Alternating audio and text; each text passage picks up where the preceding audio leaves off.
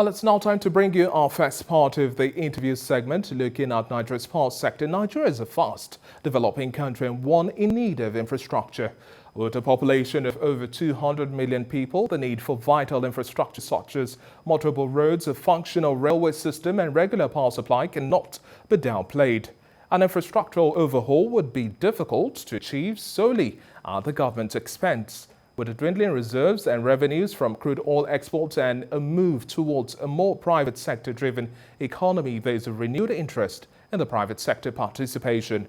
One such area requiring immediate focus and also investment is the power sector. Cheap and abundant availability of power is a prerequisite for economic development with potential to have a multiplying effect on growth forecasts. Now, in addition, the power sector facilitates high capital spending, which promotes investment and builds economic competitiveness.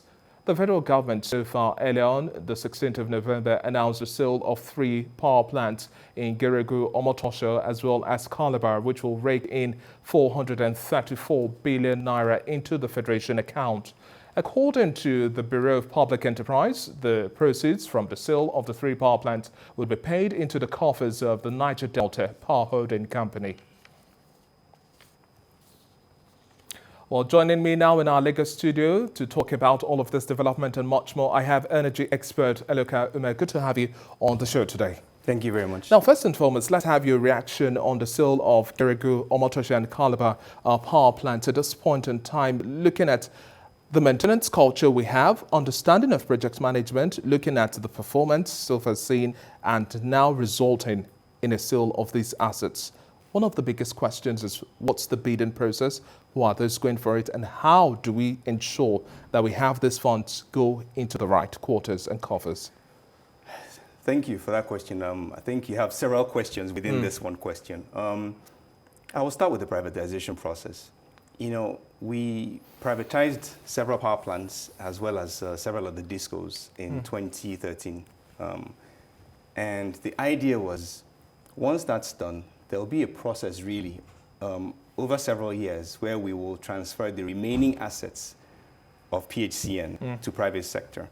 And this is all with the mentality or the mindset to drive a well-running power industry. That hasn't happened. Now, we also expected that there will be a shift in the tariffs, you know, from the power producers and the distributors to the customers. That shift also still hasn't really happened. So what Nigerians expected was that by now we should have 24/7 power, going to homes, going to factories, going to industries.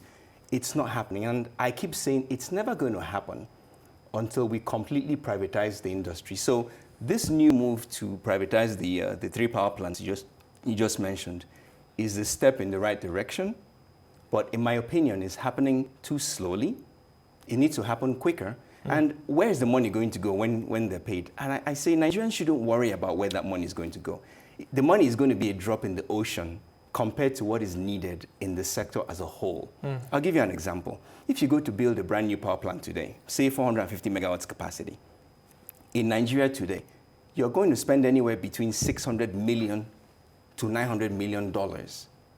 Now, when these 3 plants are sold, you're not going to generate any money close to this number. This number that I speak of is just for 1 power plant. But the generation is not our only problem in this country. You have big issues in transmission. You have big issues in distribution. Of course, we also have issues in gas, you know, generating gas, supplying it to these power plants. So the problem is across the entire value chain. And the amount of money that's needed to revamp the entire value chain is much more than what we will make as a country from selling these 3 plants. Now, do you think the value of 434 billion naira actually translates to the value or the state of these power plants as it now? Well, it depends really. You know, the people that bought assets back in 2013, some of them did some cursory evaluation of the assets. We were part of that process. You know, we bid to buy one of the plants, Sapele to be specific. And for us to get a value that we bid on Sapele, we did a proper evaluation, brought in teams from different countries, from Europe, to go through the entire plant to give us a proper value. And as at that time, the way we said it, I mean, the Germans that came said, you know, the country really needs to give out these plants for free because of their condition.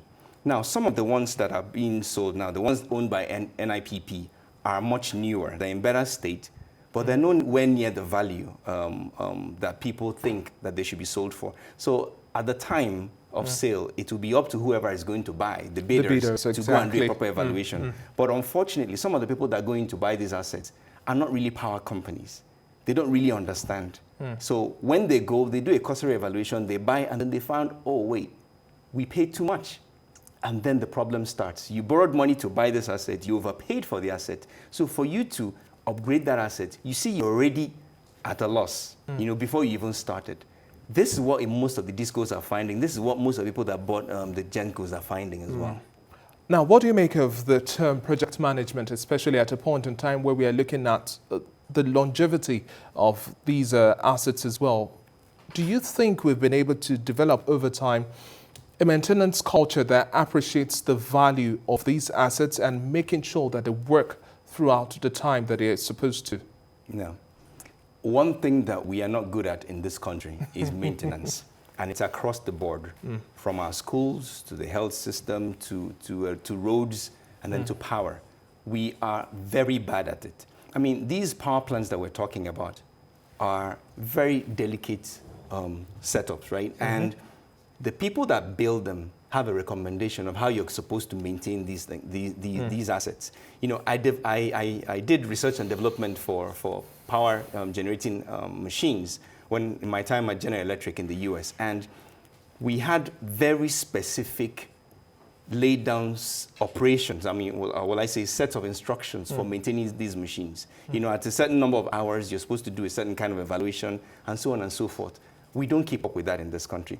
But when these assets are transferred to the private sector, if you borrow money to buy an asset, you definitely will follow the recommended. So in other words, you're saying that we've not even seen any sort of privatization with the power sector, looking at it for now, it's almost 6-7 years down the line. Is that what you're saying? In my opinion, we still have a long way to go. Okay. I mean, I commend the government in starting. You know, they did a good, I think, in my opinion, they did well to start the process. Okay. But I'm saying to the government, you're on the path, you're on the right path, but you need to do this much quicker. You know, you mentioned at the beginning of this talk that the government is not able to invest all the money that's needed in the sector. And that's exactly right. The private sector needs to be the one raising the money to invest. And guess what? The private sector actually is able to do all the investment. There's a lot of money overseas that's able to come in here. But you must have the right environment to make the right investment. If we were to create some sort of investment blueprint or plan now for government to take through, as an expert within the field, what would you say are the lineup of plans to follow through? Now, when you talk about plants, you're talking about the NIPPs. Or, exactly. You know, the NIPP still owns 8 plants.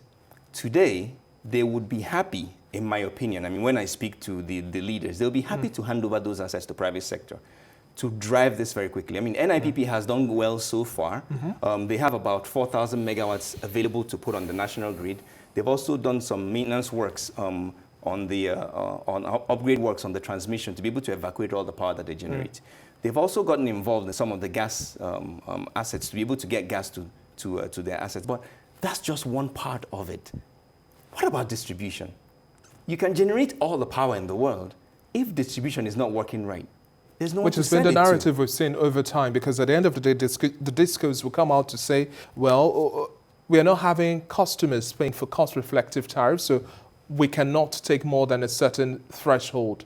And in trying to navigate through all of this, we're seeing government also come up with a whole lot of interventions just to see that we have cost-reflective tariffs. We are also seeing a new price template as well for power services. At the end of the day, what do you also make of the new tariff regime we are having in place based on the existing infrastructure, which so many analysts say are in a poor state? Government still insists that with the new pricing template, we would now have better service delivery.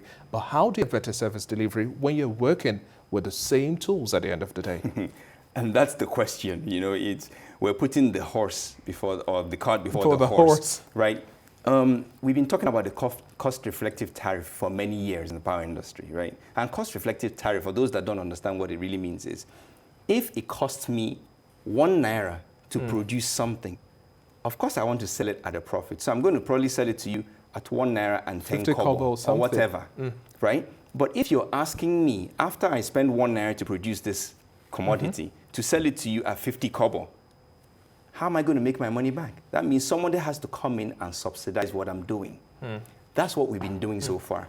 Now, the government has put in this new tariff regime.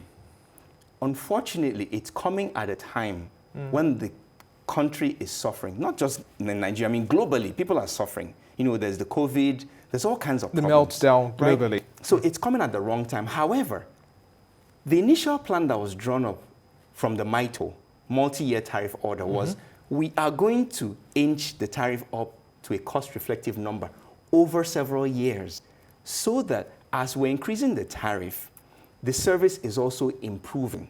This hasn't happened, right? You have a lot of interferences here and there from some elements in the government, making this process not work. All of a sudden, we're increasing the tariff almost by 100%. But at the same time, we haven't increased the service.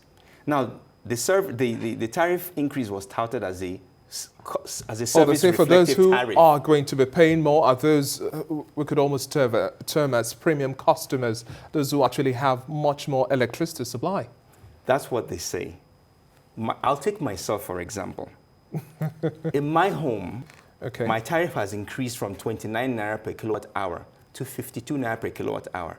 But since the increase, I've actually received less energy. So my question is, why am I paying this? I'm in the power industry. I want to see a higher tariff at the end of the day, but I also want to see more electricity, so I actually pay for what I get. But I'm not getting it. So as somebody in the industry, I'm saying, guys, you're still doing this wrong. For us to get it right, we must privatize the entire sector, let the GENCO, privately owned GENCO, talk to the privately owned transmission company, and talk to the privately owned DISCO. And even within the DISCO, I'm saying that we should have power traders. So if within ECO, for example, you have different traders selling power within that locality, if you, Mr. A, comes to sell power to me at 52 naira, but I'm saying the value that I'm getting from you is not good enough, I want power trader B to come to me and probably sell it at 51 naira. And hopefully I'll get a better service out of it. But if we do this, then we're going to start seeing competition driving value. This is exactly what happened in the telecoms industry. And I keep saying, guys, until we get this model running, we are talking, and we're going to keep talking. Next year, we're going to have this conversation again. And you're saying with the privatization, proper privatization, the funding template or model to be adopted will be well-defined by the entities that take up all of these roles? That is my belief. We've seen this happen in several other countries. You know, in Nigeria, we're trying to copy models from other countries. We've copied from India, we've copied from Europe, is poor. But we're not implementing And talk properly. about India now at this point in time, and also looking at the fact that we talk about project management and across the value chain, the meaning it brings to the fore. Now, you could walk to any shop in India and get a meter.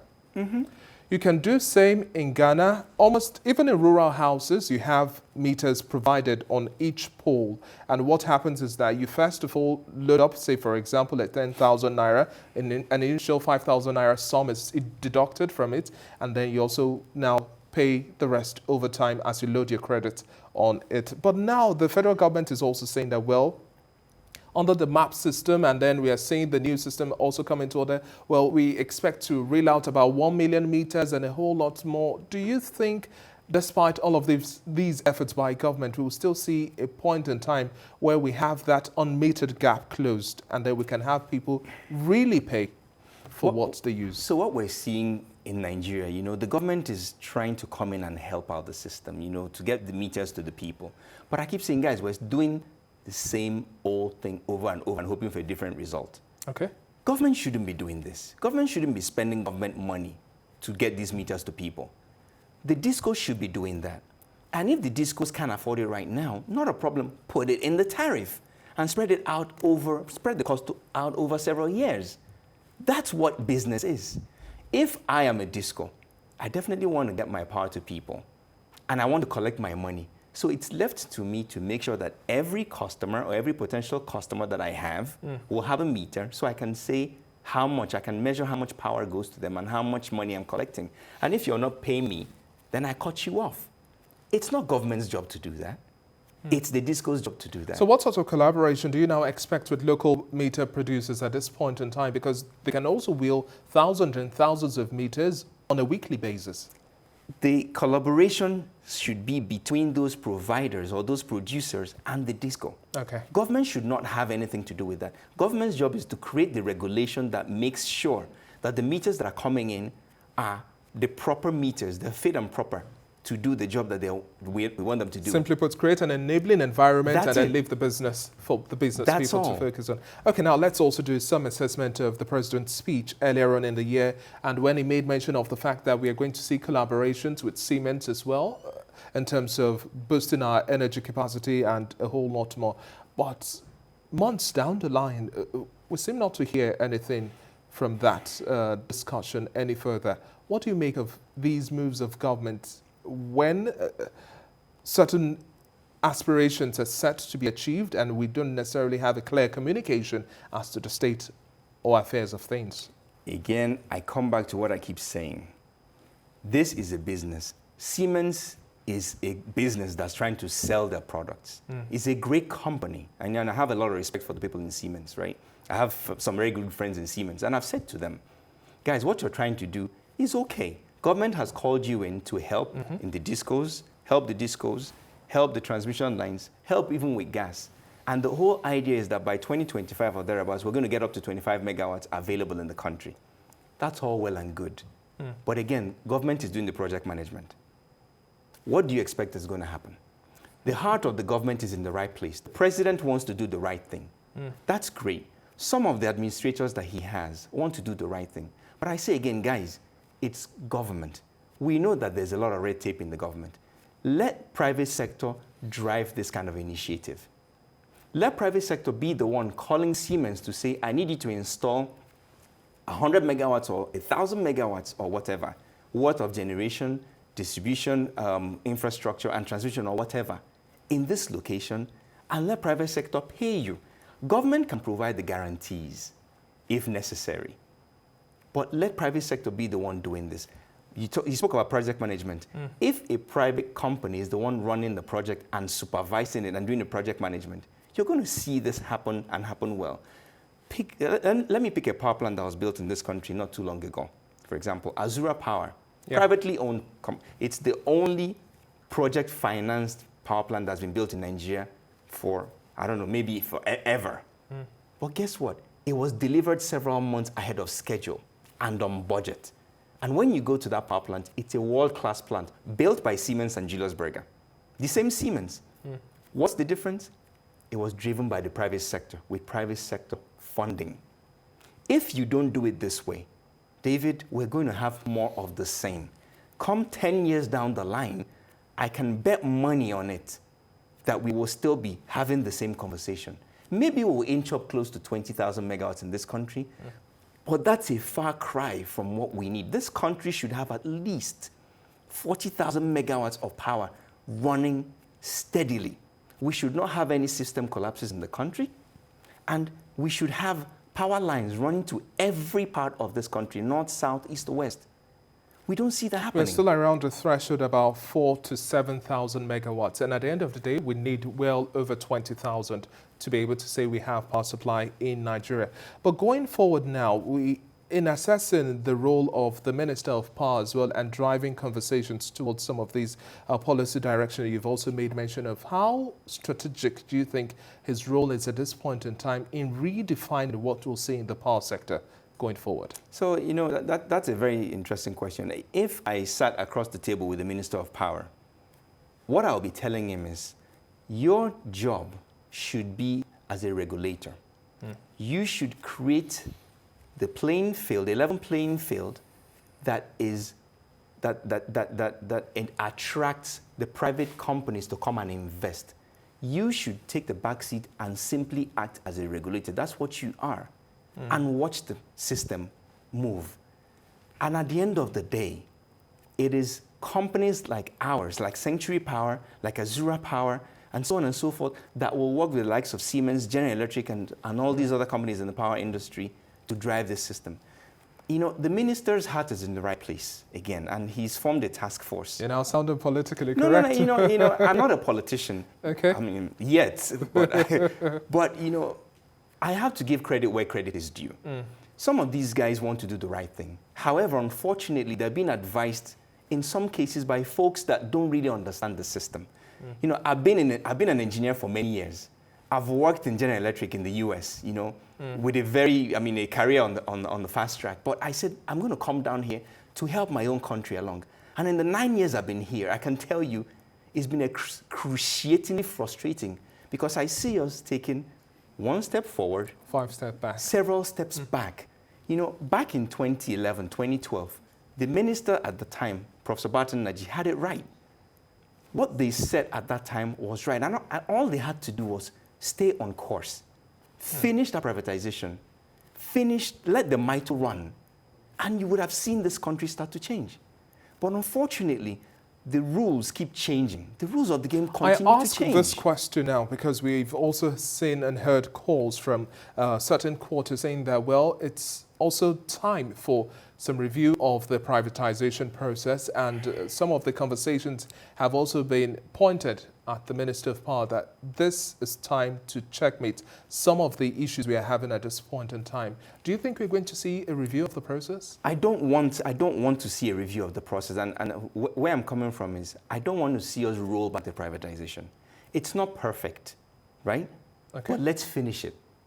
Let's get all these assets out of the hands of government. But don't you think a review and an open engagement would also give room for recommendations to change? You know, David, again, who are the people that are going to give the recommendations? It's more of the same. How do you define madness? Madness is defined as quite someone a case study. that keeps doing the same thing over and over and expecting a different result. Okay. And I've said, guys, enough committees, enough talking. We have the smart people in this country. We have technocrats in this country. It's not rocket science, but if it's rocket science, it's okay. In my previous life, I used to be a rocket scientist. And the people like me in this country that are technocrats that can do this, we know what to do. But we need to be at the table. What do you think is stopping people like yourselves from being at the table, that round table of conversation with government driving a proper policy direction? People like myself are very private individuals. I'm a technocrat and I'm a businessman. That's why we call for public-private partnerships. Right, but when that public-private partnership is called for, who is invited to the table to have the conversation? Are you saying it's a closed engagement with government? In some cases. So I always say, government, I'm encouraging you to open it up a little bit. I don't need money from you. I have a day job, okay? But I like to come and advise you.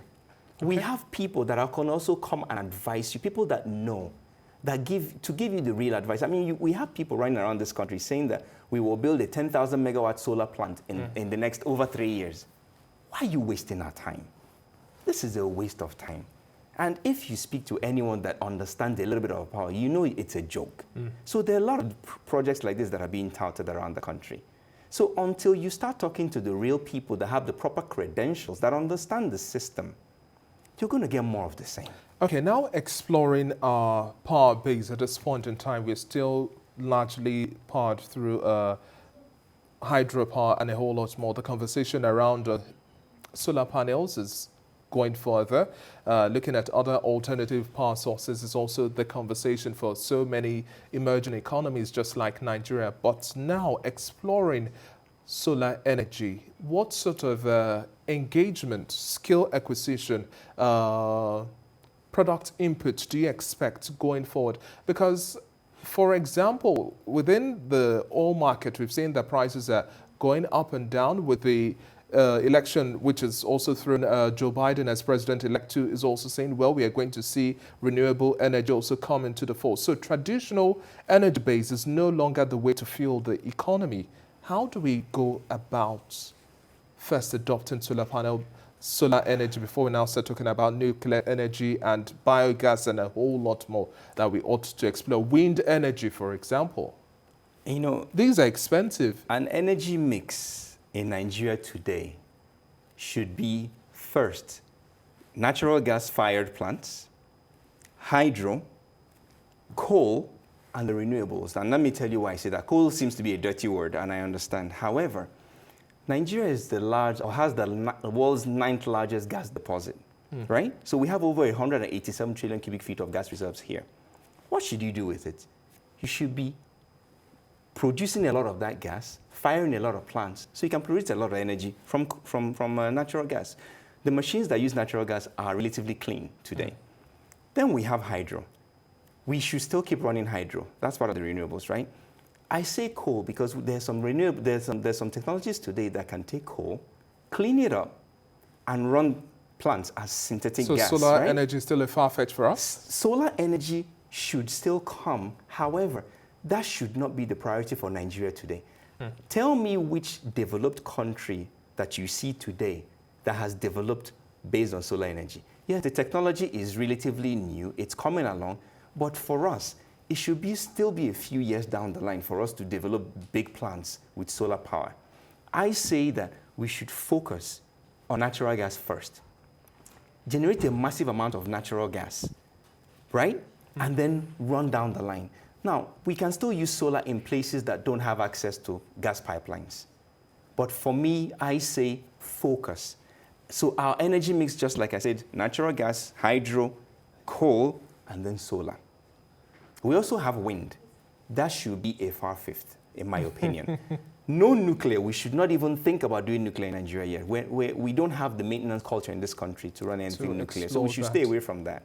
So this is what I think we should be doing in Nigeria. And then in terms of skill acquisition and technology transfer, going by this blueprint you've stated clearly, exploring natural gas and a whole lot more before we now talk about solar, wind, and then maybe sometime in history we'll go to, we'll also look at others. But now, how do we invite, develop, grow our skill base for the local, because we can't have foreigners come and then do all of the work. We still need local hands that can do the majority or the bulk of the work. One thing that is very clearly known, or well known across the globe, is that Nigerians are extremely smart.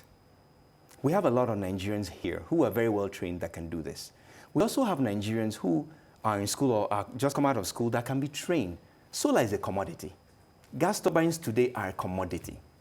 And we have a lot of Nigerians that are already trained, working in other countries doing this, that can be brought back to this country. If you have the right environment, these people will come back and they will put in their own quota. But do you think we've seen any of that technology transfer in any sector, be it, if we were to name any, that we could say we could replicate as well in the power sector? Well, today, Innocent is manufacturing cars in Nnewi, right? Before that, I mean, many years ago, we had a lot of manufacturing going on in Nigeria. Those things all died, mostly died because of the absence of power, right? I'll give you an example. Do you know that we import toothpicks in this country? We export timber, but we import toothpicks. Do you know why? Some of the guys that were manufacturing toothpicks here in the 80s had to close down because they had to run the plants with generators, okay? So they can't compete. So it's not the lack of skills. It's not the lack of know-how. It's here. If you have someone in Nigeria, a company in Nigeria that wants to go buy solar panels overseas to come and install here, they will definitely get their people trained. Today, we're talking about gas commercialization. Guess what's about to happen in Nigeria? We are going to start seeing vehicles run on natural gas. People are being trained overseas. Some trainers are coming in here to train our people to convert petrol cars and diesel cars to natural gas. So the skill transfer is not a problem. It's having the right environment to do that. How do we have that? It is going to be driven if the private sector is able to make a profit. This is what drives private sector. They want to put in their money, they want to invest their money and make sure that they're able to get a profit. Now, let me take this and apply it to the power sector, for example. If someone builds a power plant, before they start, or if someone's going to build a power plant, before they start building, they're going to borrow money, a lot of money. They want to see a power purchase agreement that says, we will sell this quantum of power to this person or these people at this price, and we're going to collect our money over this number of years. And that money is going to be securitized in this way. Well, I'm sure you're aware that the conversations going globally is that every single sector of the economy on the global front is looking at cost-cutting measures. Of course. What do you think we can also do in adapting this roadmap you're creating for us? I mean, if Siemens, for example, wants to sell their turbines in Nigeria, if they were selling at a 50% margin before and they want to do business, well, we're cutting costs, they definitely have to reduce their margins. The same thing applies across the board. Anyone that wants to sell anything here, be it a skill, be it a commodity, has to take a cut in their margins. So you still see, yes, prices are coming down, but you must have the right environment, the right investment environment. And again, people want to see that the rule of law is running in Nigeria. If I sign a contract with you today, I want to make sure that if that contract, if there's any breach, I can go to the court and have them make me whole. But if I go to court and I know that nothing's going to happen, then I'm not going to put my money down because it's not the right environment to invest. So there's several things that the government needs to help to make sure that are in place. We need to make sure the rule of law is here, respect of contract, and of course, make sure that the market is supported by the government. If we want to see a government guarantee, something like what they gave to Azura Power, then government, I'm sorry, that money that you're going to put in the power industry, put it as a guarantee that may never be called to make sure that this industry is run appropriately. What do you make of the Mambila Power Project? That's quite a joke there. Well, again, it's a nice project to see, but again, you started by talking about project management.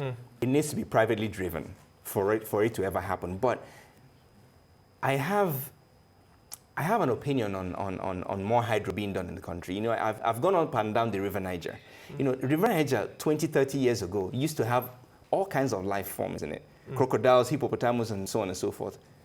When you go down that river today, you don't find any of them. What happened? The dam has gotten rid of a lot of them. So we need to take into account what happens to the environment as we're doing some of these projects. So yes, we still want to see power in this country. We want to see more power in this country, but we should also keep the environment in mind. Look, we're wrapping our conversation now at this point in time, looking at on-grid and off-grid issues at this time. At state levels, what should we be doing to reduce that wholesome load that seems quite unbearable to be, or unreachable at this point in time? How do we now break down the demands state by state and attend to them individually?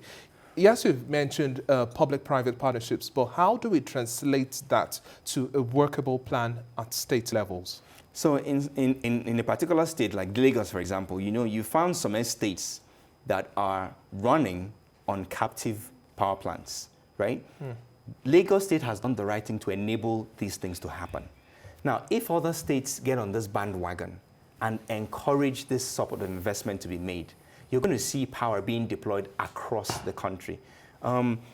As far as individually, I mean, the states can help in this way. They need to make right-of-way available when transmission wants to be run. They need to make land available. They need to make the right investment climate available. There's some states that if you go to get a C of O for a piece of land, it could take you 3 years. They need to shorten those kind of things. So states need to take a hard look at the ease of business in their own individual states to encourage investment. There's no other way to do this. We just have to create a thriving business climate, and we cannot do that without the power sector. Thank you very much for your contribution on the show today, Eloka Ume. It's been a pleasure, and hopefully government takes a couple of cues from all of the measures you've called out here so far on the show. Thank you very much once again. Thank you very much.